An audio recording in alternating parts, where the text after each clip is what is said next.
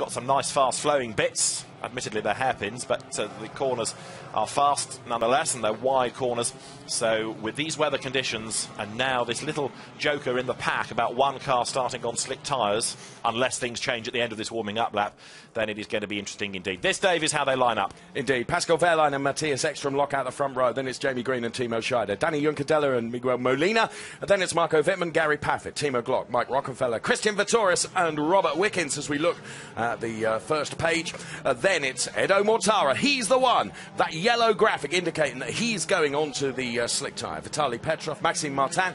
Then it's Spengler, Tombe, Felix da Costa, Muller, Farfus, De Resta, Hand, and Tomczyk. Here at the Lausitzring, as we reach the sharp end of the DTM Championship for 2014. We haven't even mentioned Marco Wittmann yet, who is starting from P7, fourth or better, David, and he becomes DTM champion. And the pressure is off to an extent. He doesn't have to worry about it in this race because he's got two more still to go. So he can drive his own race and not have to worry too much. Yes, he'd like to do it here. He'd like to do it with a race win, I'm sure. There you're looking at the circuit. It is 3.478 kilometres long, 52 laps, 24 gear changes a lap, 7 left-handers and 5 right-handers. And it's wet, and it's greasy, and it's slippery. And looking down the pit lane, lots and lots of teams are getting ready with their tyre stacks should they need to change early in the race. Now, the temperature is not exactly warm, but it's not a cold day. There's very little wind, so that doesn't help to drive the circuit. So how long is it going to be before Mortara starts to gain places? Is he going to be on the pace right from the word go? Every team now is going to be judging its strategy against his pace on the early laps. OK, well, we are just seconds away from finding out because as the cars line up on the grid, we should give due credit to this man for having had an outstanding season and is in the position of perhaps, potentially, becoming the DTM champion for 2014 here at the Lausitzring. Let's not lose sight of the fact that our pole sitter, Pascal Wehrlein, from a phenomenal qualifying yesterday, finds himself on pole position. Many congratulations to Pascal Wehrlein for doing that. Ekstrom alongside, and Eki will be hoping for a great start. I think he's going to dive towards the pit wall as soon as we start. We will see as the tension mounts in the Audi garage, the BMW garage, and of course that of Mercedes-Benz as well. We'll throw the lights up to the top of the screen for you. When the lights go from red out, we will be racing. This is Lausitzring. DTM is go. And all the cars with a very, very cautious getaway. Mike Rockenfeller from mid-order in the grid dives up the inside. Pascal Wehrlein, the man on the move here is Jamie Green. Dreadful start by Ekstrom. He's gone backwards. Glock crowds Martin. It is Wehrlein from Juncadella going through turn 1 ahead of Jamie Green, who runs third. Mortara losing places, but Wehrlein it is who's converted pole into the race lead. And it's a Mercedes 1-2 with Jamie Green losing out because here comes Timo Scheider round the outside where he finds a little bit more traction. But Ekstrom from the wrong side of the track, the non-racing line, has made a bad start, and so too has Gary Paffett. He's dropped right down the order. So Pascal Wehrlein, and here comes Marco Wittmann. We go on board with Marco Wittmann now. This is the man that could become the DTM champion here. They all get crowded through, but Pascal Wehrlein already has built up the gap. Scheider got forced out wide and has lost places. Scheider is just ahead of Ekstrom. Ekstrom has got Wittmann behind him, but Wehrlein is getting away because Juncadella, look, is holding up Jamie Green, who now tries to make the move down to turn 8. Can't do it on the outside, but look at the lead that Wehrlein has pulled already. So Jamie Green then looking very, very racy, isn't he? Brilliant qualifying from Jamie Green. He'd like to convert that and do extremely well in the race. We go on board with Jamie Green now behind Danny Juncadella. The back end of Juncadella's car just twitched a little bit. Does that offer up an opportunity to Jamie Green, who himself is now under pressure from Christian Vittoris? Not yet, it doesn't, but if he gets the drive out of the next corner. Now, how about this? Wittmann is now being bolstered by Molina, so he can't just attack Ekstrom. The race leaders work their way towards the end of the lap, and look, Mortara is flat last, so the slicks certainly are not ready yet. Juncadella loses out because there's an absolutely charging Timo Scheider coming over the line, and also Christian Vittoris is on a move, and Vittoris goes second, and Jamie Green up the inside for third. So Green is making progress. Down to fourth goes Juncadella, fifth at the end of the lap Scheider, sixth Ekstrom, seventh is Wittmann. 8th is Miguel Molina, 9th is Glock, and 10th is Rockenfeller, but Wehrlein is leading already by 3.1 seconds, and Mortara is already 15 seconds away from the leader. So that really proves your point with regards to the tyres early on. losing too much time early on. You see, it's going to be hard to get that back. This is a replay of the opening lap and the spin for the BMW, which was Martin Tomczyk, who'd made a good start from last round the outside and got biffed by his teammate. Yeah, Bruno Spengler there we saw from on board. So Wehrlein leading by, last time around it was 3.1 the margin. There you can see Pascal Wehrlein. Then it is Christian Vettoris, then Jamie Green under investigation, then the incident between car number 9 and car number 10. Well, there's perhaps no surprise there, the Spengler-Tomczyk coming together. And Rockenfeller has a little nibble at Molina there and just caught the back of the red Audi. There was almost a mirror image, if you like, of two cars from the same team colliding, but they survived that. But Rockenfeller is on his toes to try to get through here. But Wehrlein, leading for the first time, had his first pole position.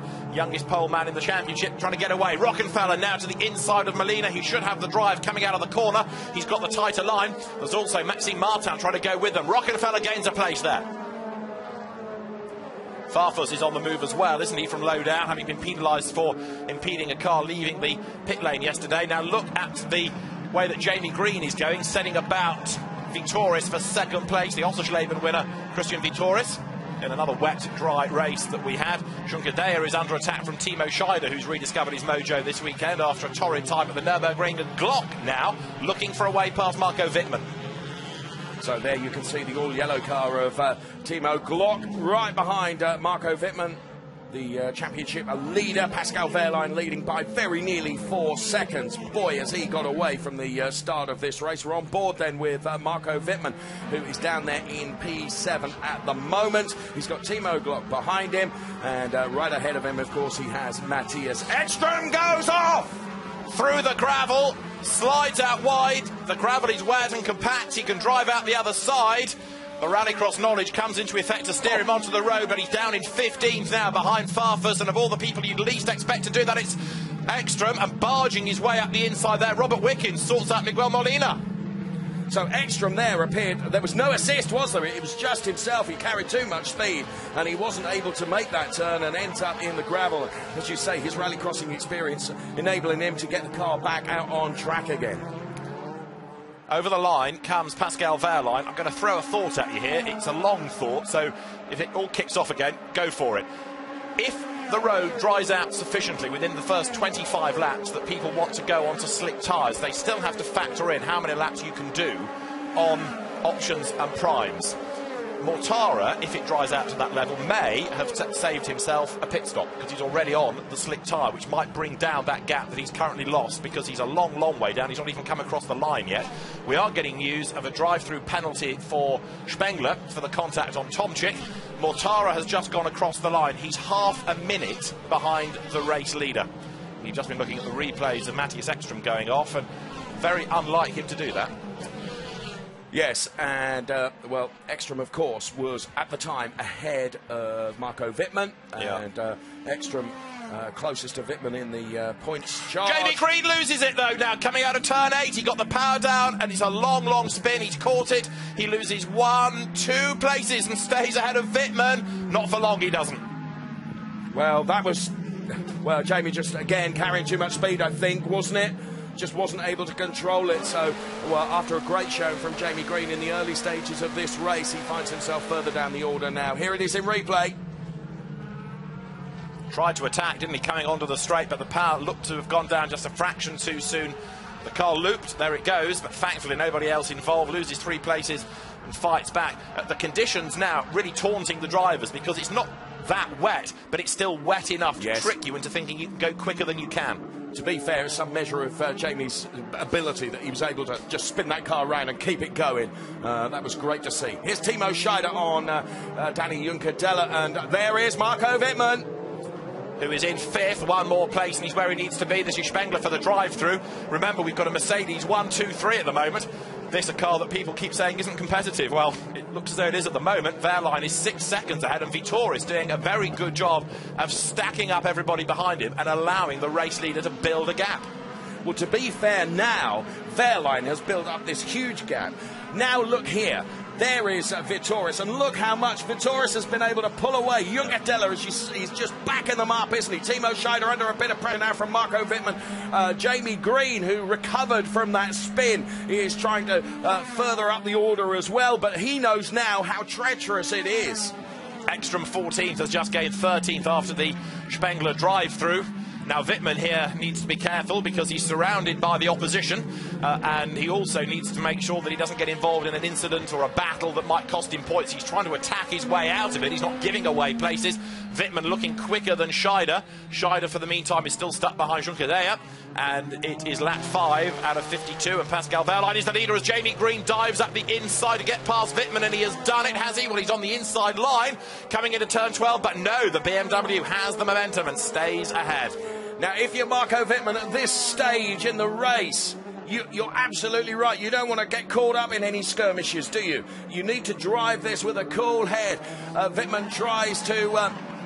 Jamie Green once again diving up the inside, and this time he does make it stick through turn 1, and he now goes past Marco Wittmann. You can see the back end of Wittmann's car just squirmish a bit. Paffett's had an off.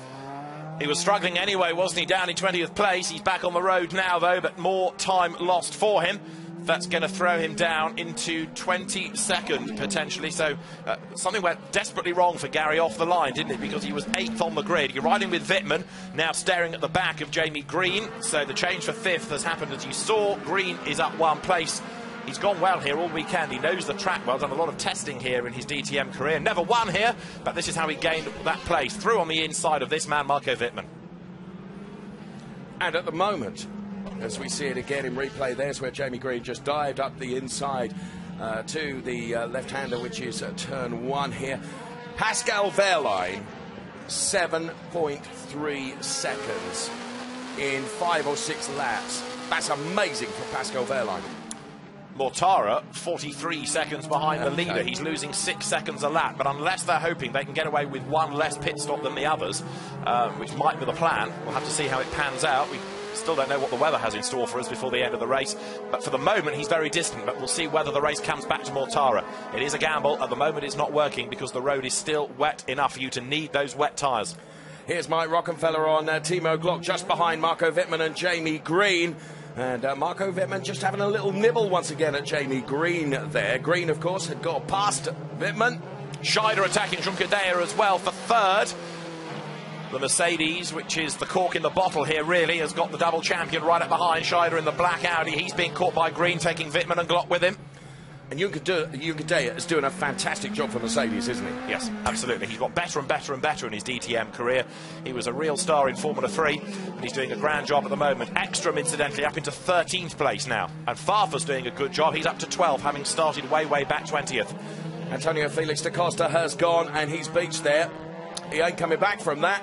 Now here is Danny Junkadella, and this is where he's doing an exceptional job for Mercedes-Benz, because what he's doing is allowing Vitoris and Wehrlein to get away up the road, and he's holding everybody up behind. Timo Scheider keeps nibbling away, trying to find a way past, but in treacherous conditions like that, that is oh so difficult. The yellow flags are out in the first sector. That's where da Costa has gone off the road, and it's sort of out of turn 2 that he spun onto the grass.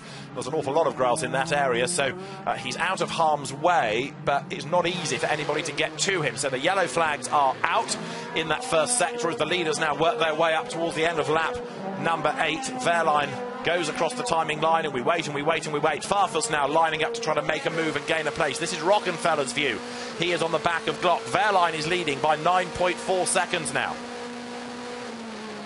So on board with Mike Rockenfeller, who not able to make a move on Timo Glock, this time of asking into turn 1, through turn 2, then the squiggles through 3, 4, 5, back out onto the oval, as we can see Antonio Felix da Costa's car being hastily removed there. Did half wonder whether we might see a safety car there. And did he get a tap? Yes, he did, and Adrian Tombay was the tapper, wasn't he? Yes. So there may be a penalty heading Tombay's way. I think, actually, in fairness, da Costa was probably losing it anyway when he came across the front of Tombay, but there was certainly contact, and we understand that there is also now an investigation between Muller and Gary Paffett.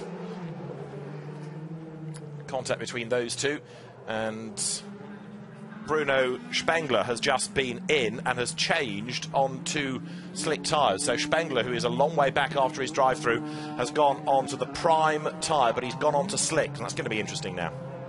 And there you can see the white markings on the tyre of Bruno Spengler's car. Okay, here is Christian Vittoris. And now Danny Juncadella.